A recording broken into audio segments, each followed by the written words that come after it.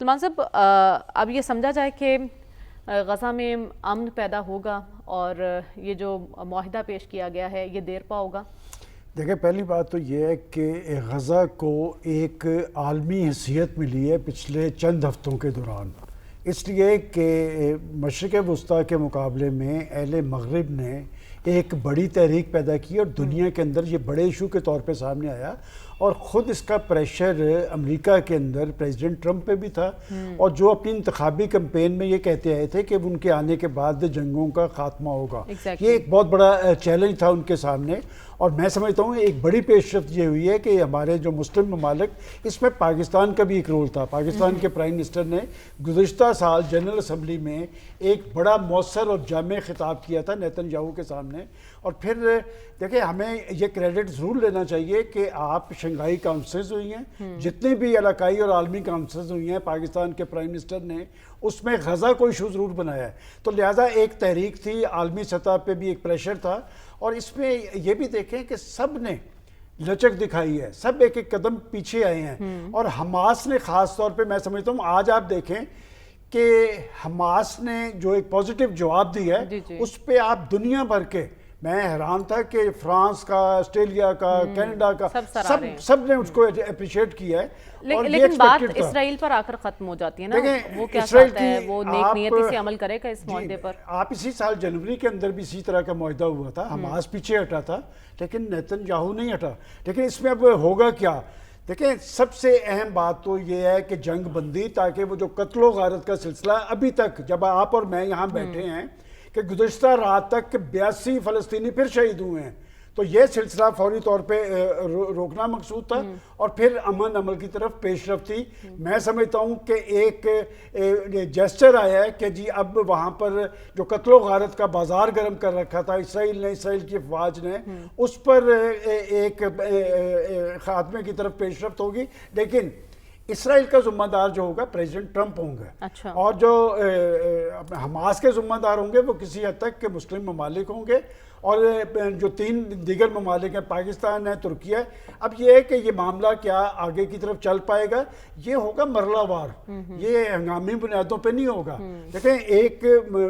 فوری طور پہ مقصود یہ تھا کہ وہاں پر جو بمباری کا عمل ہے وہ ختم کیا جائے، دوسرا حماس نے قیدیوں کی رہائی جو ہے وہ تقریباً 44 میں سے اب 20 قیدی ہیں، وہ انہوں نے ان کے ہینڈ اوور کرنے ہیں، لیکن حماس نے کہا کہ ہم نے جب قیدی ہینڈ اوور کرنے ہیں اس کے لیے بھی ایک ماحول بننا چاہیے۔ دیکھیں ماحول کیسے بنے گا کہ وہ جنگ بندی ہونی چاہیے، تو لہٰذا پہلے مرحلے پہ 2 چیزیں ہیں کہ جب حماس کہہ رہی ہے کہ ہم قیدیوں کی رہائی کریں گے، اور اسرائیل نے وہ جو بمباری کا عمل ہے وہ روکنا ہے۔ 72 گھنٹے میں ممکن ہو سکتا ہے؟ میرا نہیں خیال، دیکھیں میں اصل چیز ہوتی ہے کہ ابتدا جو ہے، ابتدا شروع ہو گئی ہے، اور حماس کا جو جواب آیا ہے اس پہ میں سمجھتا ہوں آج پاکستان کے پرائم منسٹر نے، حکومت پاکستان نے، ہمارے سیکرٹری خارجہ نے جو ان کا بیان آیا ہے اس میں سب نے اپریشیٹ کیا۔ میں نے آپ کو بتایا کہ 8 ممالک کے پرائم منسٹرز کے بیانات چل رہے ہیں، اس کا مطلب دنیا ساری انوالو تھی، اور پریزیڈنٹ ٹرمپ کو ایک کریڈٹ ہمیں ضرور دینا چاہیے کہ انہوں نے بھی انیشیٹو لیا ہے، انہوں نے وہاں پر جنرل اسمبلی کے موقع پر مسلم ممالک کے لوگوں سے بات چیت کی ہے، اور یہ کیوں کی ہے؟ دیکھیں، آپ نے گزشتہ چند ہفتوں کے دوران مغرب کے اندر جو تحریک پیدا ہوئی ہے، سب فلسطینی ریاست کو تسلیم کرتے نظر آئے، اور وہ ممالک بھی تسلیم کرتے نظر آئے جو امریکہ کے اتحادی تھے۔ اب آیا تھا پریشر امریکہ کے اوپر، اور امریکہ کے اوپر یہ بھی کہا جا رہا ہے کہ جب قطر پر حملہ کیا وہ اس کے بعد زیادہ دیکھیں ایک نئی صورتحال طاری ہوتی گئی ہے پچھلے چند ہفتے، جنوبی ایشیا کے حوالے سے، اس کے بعد مشرق وسطیٰ کے حوالے سے، جنرل اسمبلی کا اجلاس، میں سمجھتا ہوں یہ ساری صورتحال نتیجہ خیز ہوئی ہے، اور سب سے اہم بات یہ ہے کہ میں پھر کریڈٹ دوں گا مغرب کو کہ مغرب نے انسانیت کی بنیاد پر اس کو ایک بڑا ایشو بنایا، مسلم ممالک نے ایک پازیٹیو رول ادا کیا، اور یہ معاملہ پریزیڈنٹ ٹرمپ لے کے آگے بڑھے ہیں۔ بڑی ذمہ داری جو ہے، اس لیے کہ وہ نوبل انعام کے امیدوار ہیں، اور نوبل انعام کے لیے سب سے پہلے انہیں کس نے نامزد کیا؟ پاکستان نے۔ اچھا سلمان صاحب، ایک سوال جو بہت شدت کے ساتھ کیا جا رہا ہے اور ہر پاکستانی کے ذہن میں اس وقت یہ سوال گردش کر رہا ہے کہ کہیں اس معاہدے کے نتیجے میں پاکستان قبول کرنے تو نہیں جا رہا اسرائیل کو؟ دیکھیں، یہ بات میں آپ کو بڑا کلیئر کر دوں کہ میرا نہیں خیال کہ پاکستان نہ ابراہیم معاہدے کا حصہ بنے گا نہ اسرائیل کا، اور یہ بات آپ کے جو وزیر خارجہ ہے وہ بھی کہہ چکے ہیں، اور حالات کا رخ آپ دیکھیں کیا ہے، اور اسرائیل کے آپ دیکھیں کہ اسرائیل نے کیا کیا اور اسرائیل کی پوزیشن کیا بنی ہے کہ کیا ایک بات تو آپ مانیں کہ 7 اکتوبر 2023 کے بعد اس وقت ضرور تھا، میں پاکستان کا اس وقت بھی نام نہیں لیتا، اس وقت ایک ایسا تاثر ضرور بن رہا تھا کہ کچھ مسلم ممالک جو ہیں وہ اسرائیل تسلیم کرنے کے لیے جا رہے ہیں۔ اس سے آپ کو یاد ہوگا کہ میں نے ایک فقرہ کہتا تھا کہ 7 اکتوبر 2023 کے بعد وہ جو پروگرام تھا وہ پروگرام بڑھ گیا تھا۔ میرا نہیں خیال کہ پاکستان اسرائیل کو تسلیم کرے گا، اور اسرائیل کے حوالے سے کل آپ کے وزیر خارجہ کی سپیچ بڑی امپورٹنٹ ہے۔ سب سے اہم بات یہ ہے کہ قائد اعظم محمد علی جناح نے اسرائیل کے حوالے سے جو الفاظ استعمال کیے تھے وہ ہمارے لیے مشعل راہ ہیں۔ تو قائد اعظم کا کہا ہوا سب سے معتبر ہے، پاکستان کبھی بھی نہ اسرائیل کو تسلیم کرنے کا کوئی آپشن ہے نہ ہوگا۔ سلمان صاحب، اس کا منہ توڑ جواب تو ISPR کی جانب سے بھی دیا گیا ہے، لیکن میں آپ سے جاننا چاہتی ہوں کہ کیا واقعی بھارت رسک لے گا؟ سفارتی محاذ پر تنہائی کے باوجود وہ اتنی بوکھلاہٹ کا شکار ہے کہ وہ پھر سے یہ رسک لے سکتا ہے؟ کل اس وقت آپ کو یاد ہے کہ ہم جب کشمیر کی صورتحال کا ذکر کر رہے تھے تو ان کے اس وقت تک سیکرٹری خارجہ کا بیان آیا تھا جس نے آزاد کشمیر کی صورتحال کا ذکر کرتے ہوئے کہا تھا کہ وہاں پر انسانی حقوق کے حوالے سے پاکستان جواب دے، اور میں نے یہ کہا تھا کہ کہہ کون رہا ہے کہ وہ بھارت جس نے مقبوضہ وادی کے اندر انسانی حقوق کی بدترین تاریخ رقم کی ہے، قیامت صغریٰ ہے کہ دنیا کے اندر اس سے زیادہ انسانی حقوق کی وائلیشن نہیں ہوئی جتنی وہاں پر ہوئی ہے۔ اب آپ نے یہ بات کی کہ جی یہ ایک صاحب نہیں بولے، کل سیکرٹری خارجہ بولے ہیں، اس کے بعد ان کے ایک وزیر دفاع راج ناتھ سنگھ، یہ وہ ہیں جو 10 مئی کے بعد یاد ہے 11 مئی کو یہ مقبوضہ کشمیر میں گئے تھے۔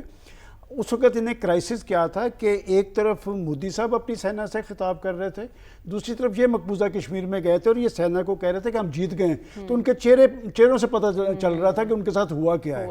اب ان کے آرمی چیف کا یہ سٹیٹمنٹ آیا ہے، دیکھیں بات یہ کہ دنیا نے دیکھ لیا ہے کہ ایئر فورس کے پاکستان کی ایئر فورس نے ان کو دن میں تارے دکھائے ہیں، اور اس سے زیادہ امبیرسمنٹ کوئی ہو نہیں سکتی جو ان کے ساتھ ہوئی ہے۔ آج اس پورے خطے کے اندر بھارت ایک آئسولیشن سے دوچار ہے، اور جو سیاسی کرائسس اس وقت مودی صاحب کے ساتھ ہے یا ان کی حکومت جس سے دوچار ہے، وہ اصل میں نا اس سے ایک توجہ ہٹانا چاہتے ہیں کہ کسی طرح کوئی توجہ ہٹے، اس لیے کہ دنیا میں نہیں خود ہندوستان کے اندر اب ان کا میڈیا بھی انہیں چارج شیٹ کرتا نظر آ رہا ہے کہ آپ ہمیں کچھ کہتے تھے، آپ تو کہتے تھے کہ پاکستان پہ چڑھ دوڑیں گے، آپ کہتے تھے کہ پاکستان کو سبق سکھائیں گے۔ مودی صاحب آپ نے ہمیں کہاں لا کے کھڑا کر دیا ہے کہ آپ تو یہ کہہ رہے تھے کہ جی سعودی عرب بھی ہمارے ساتھ ہے، قطر بھی ہمارے ساتھ ہے، کویت بھی ہمارے ساتھ ہے، ہمارے ساتھ تو کھڑا ہی کوئی نہیں ہے۔ لہٰذا ایک خطرہ ضرور ہے، اس لیے کہ جب اس طرح کی صورتحال ہوتی ہے نا، ایک پریشانی ہے ان کی، ایک بد اعتمادی کی کیفیت ہے اس کا حکومت پہ، لہٰذا میں اسے خارج از امکان نہیں سمجھتا۔ لیکن کریں گے کیا؟ وہ کریں گے یہ نہیں، اب ایئر فورس والا محاذ تو ان کا ختم ہو گیا ہے، اب وہ کوئی میزائل ضرور داغنے کی کوشش کریں گے۔ اور وہ بھی مجھے یاد پڑتا ہے کہ بالا کوٹ کے مقام پہ انہوں نے ایک حرکت کی تھی، آپ کو یاد ہے، اور پاکستان کی ایئر فورس نے 24 گھنٹے کے اندر جواب دیا تھا۔ تو لہٰذا وہ ایک جس کیفیت نفسیاتی کیفیت سے دو چار ہیں اس پہ وہ توجہ ہٹانے کی کوشش کر رہے ہیں۔ باقی بات یہ کہ ایک دفعہ جب پھینٹی لگ جائے نا تو 100 دفعہ سوچ کے آپ دوبارہ حملہ کرتے ہیں، تو لہٰذا وہ جس کیفیت سے دو چار ہیں اس کیفیت سے نکلنے کی کوشش کر رہے ہیں۔ لیکن پاکستان کی طرف دیکھیں گے تو میرا خیال ہے کہ وہ میزائل ضرور داغ سکتے ہیں، لیکن وہ جو ان کے ساتھ 10 مئی کو ہوا ہے نا وہ تاریخ میں لکھا جائے گا۔ یہ پہلگام واقعہ تو پاکستان کو جیسے بالا کوٹ میں جو درخت گرا دیے تھے چند ایک، جی جی وہی، اور اس کے بعد اپنے دو جہاز اگلے دن جب انہی کی سرزمین پہ، ایک بات میں آپ کو بتا دوں، اس وقت جو مورال ہے نا، اس وقت 10 مئی کے بعد پاکستانی قوم اپنی فوج کے پیچھے کھڑی ہے، اور اگر اس نے حرکت کی تو پھر جنگ ادھر نہیں ہوگی، ان کی سرزمین پہ ہوگی۔ ٹھیک